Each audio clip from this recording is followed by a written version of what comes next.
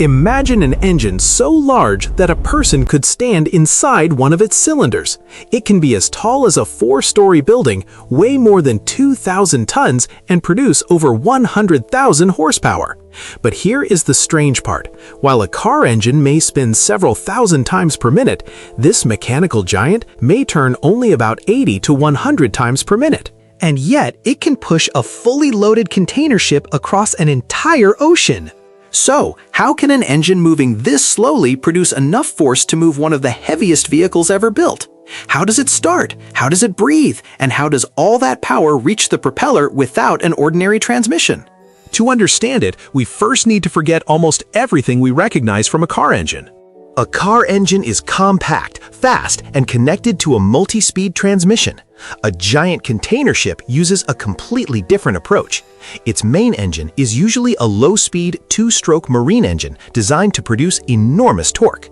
On many large ships, the crankshaft is connected almost directly to the propeller shaft. There may be no conventional clutch and no multi-speed gearbox between them. When the engine turns once, the propeller may also turn once.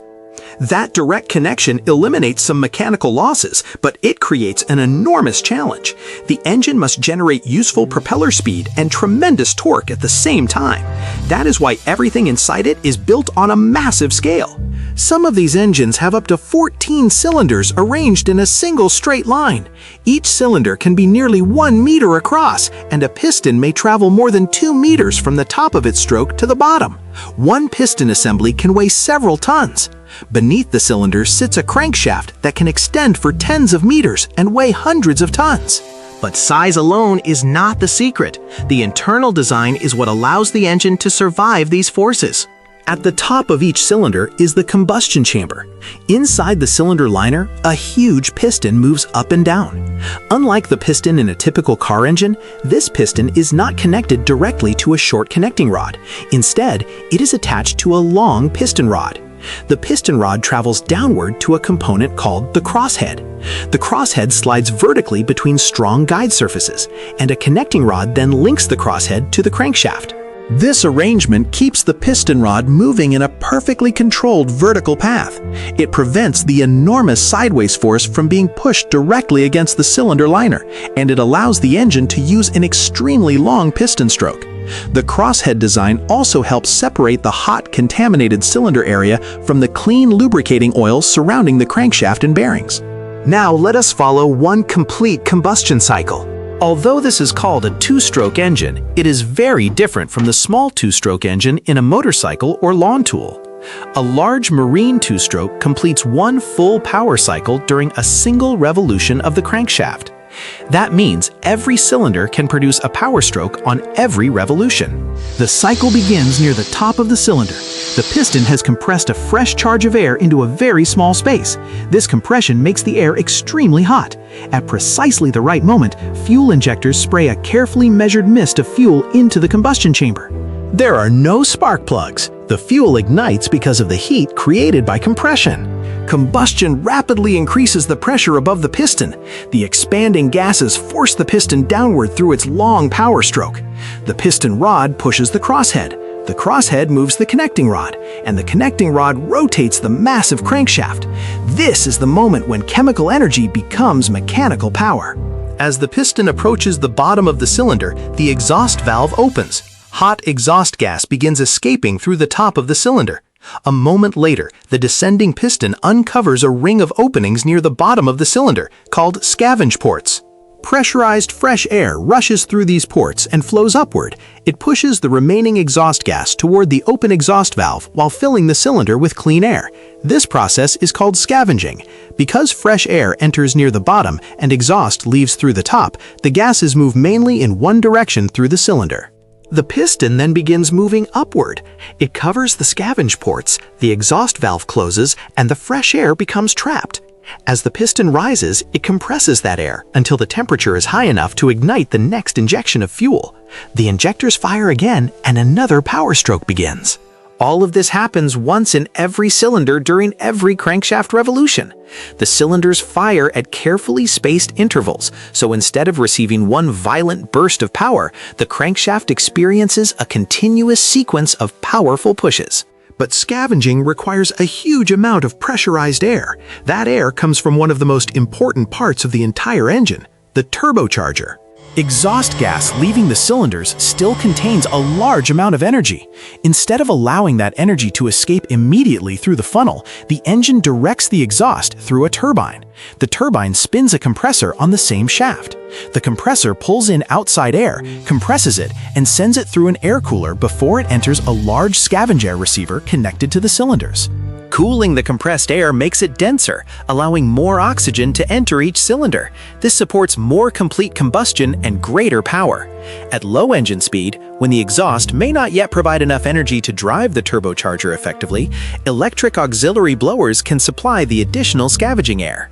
So even this enormous engine uses the same basic idea as the turbocharger in a car. Recover energy from the exhaust and use it to force more air into the engine.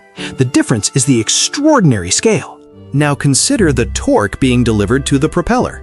Horsepower measures how quickly work is being done, but torque is the twisting force turning the shaft. Producing around 100,000 horsepower at only about 80 revolutions per minute requires millions of Newton meters of torque.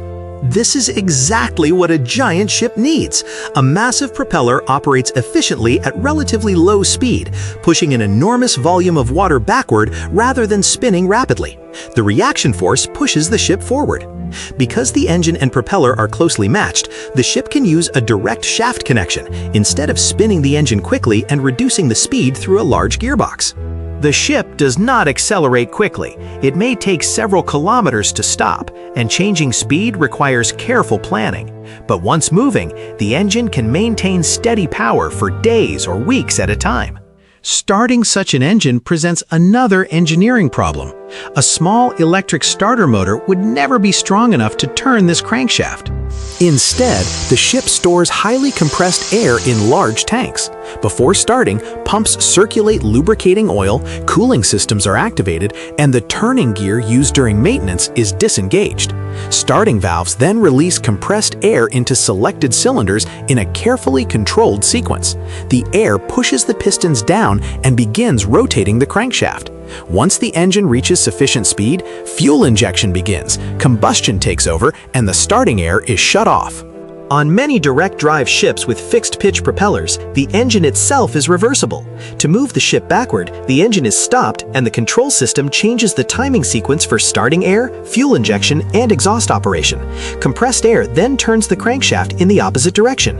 When combustion begins again, the propeller also rotates in reverse, producing a stern thrust. Keeping this machine alive requires several separate support systems. Cylinder oil is injected onto the liners to lubricate the piston rings and protect the metal surfaces from wear and corrosive combustion products. A different supply of cleaner system oil lubricates the crosshead, connecting rod bearings, and crankshaft bearings. Seals around the piston rod help keep the two oil systems separated. Cooling water flows through passages surrounding the cylinder liners, cylinder covers, and exhaust valves. Lubricating oil may also carry heat away from the pistons and bearings. Seawater normally cools the engine indirectly through heat exchangers, so corrosive salt water does not need to circulate through the engine itself. The fuel system is equally important. Traditional marine fuel oils may require purification and controlled heating before injection. Modern ships can also use low-sulfur fuel, marine diesel, liquefied natural gas, methanol, or other fuels, depending on the engine design. Some engines can switch between more than one fuel while operating. Despite their size, modern slow-speed engines can convert more than half of the fuel's energy into useful mechanical power under favorable operating conditions. That is remarkably efficient for a combustion engine. Some of the remaining heat can even be recovered from the exhaust to produce steam or electrical power for the ship. Engineers monitor the machine continuously from a control room. Sensors track lubricating oil pressure, cooling water temperature, exhaust temperature, bearing condition, vibration, cylinder pressure, and scavenge air pressure. A rising exhaust temperature in one cylinder might indicate a fuel injector problem. Unusual bearing temperature could warn of lubrication failure. Oil mist detectors watch for dangerous conditions inside the crankcase. Maintenance is built into the engine's design. Overhead cranes inside the engine room can lift cylinder covers, exhaust valves, and entire piston assemblies.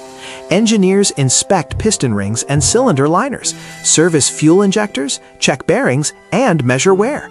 Many components are simply too large to remove from the ship without being disassembled first, so major repairs must be performed inside the engine room. What looks like a slow-moving machine is actually a carefully coordinated system of combustion, airflow, lubrication, cooling, electronics, and structural engineering. With every revolution, fuel burns above each piston. The crossheads control the enormous vertical forces. The connecting rods turn the crankshaft. The exhaust powers the turbocharger. The turbocharger refills the cylinders with pressurized air, and the propeller converts millions of newton meters of torque into the thrust that moves an entire floating city across the ocean. That is how an engine taller than a house, weighing thousands of tons and turning at barely 100 revolutions per minute, can produce more than 100,000 horsepower. And that is how one of the slowest engines in the world powers one of the largest moving machines ever built. If you enjoyed seeing how this giant engine works, subscribe to How Engineering Works for more machines, engines, and technology explained visually.